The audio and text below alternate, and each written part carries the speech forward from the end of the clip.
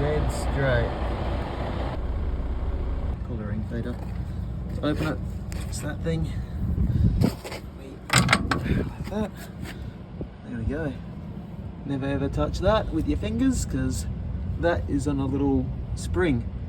Any pressure on it will push it up and it will come shooting down. That's actually how it locks in.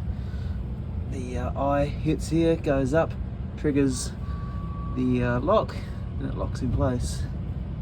Anyway, let's check our line. So we're pretty well on. We're probably going to go over to the left a little bit, but that's all right. Checking the height of the eye that's going to get fed in.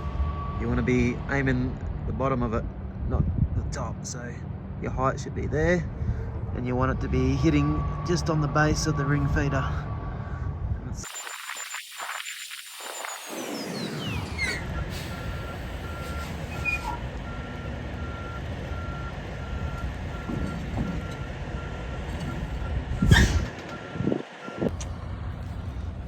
Sometimes an annoying thing that'll happen is that little spring-loaded lock will not get triggered, but there is a solution for that.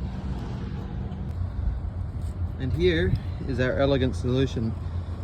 Very handy, a big old screwdriver so you don't stick your fingers in there. All you do, get down here.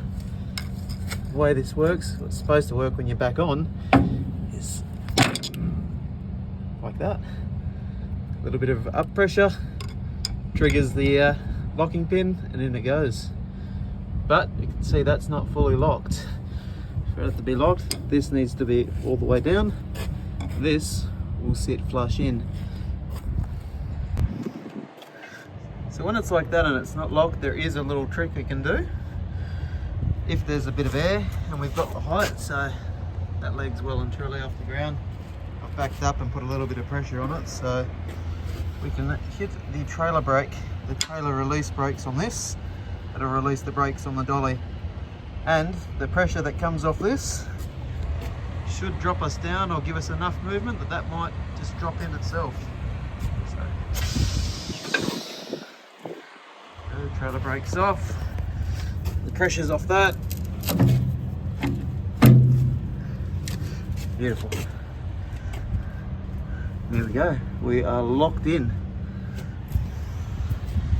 Just so we don't. So now we're locked in. All we've got to do, we've got to secure these away so they don't drag, because we're going to just be dragging this back as a dolly on its own. And we need to hook these ones up. So when you're dragging just a dolly on its own, we have the supply and the control. This is our supply. This is our control or brakes. So plug these in. Get that in there.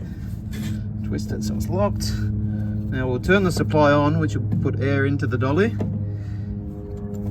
Plug the electrics in. This is the brakes for the dolly. The trailer has its own air supply and its own brakes. The dolly that we're attaching, we're not going to turn the brakes on, as there's no weight on it and it would just skid all over the place and bounce and all sorts of trouble. So we don't need to put this one, turn this one on. There we go. The supply to the air control to the dollies that will release the brakes, that's on. The brake control is turned off. That way we're not going to skid and bounce and roll down the road. There we go. Just put these two together so they don't fall down and drag. Feed the electric line back through. Taps are off on the dolly. We don't want to let any air out. And we just need to kick the leg up. And we are away. It's also worth noting, keep these pretty tight. The more they rattle, the more they bounce, the more likely they are to break. Just check our lights and tyres and we're good to go. Yep, beautiful.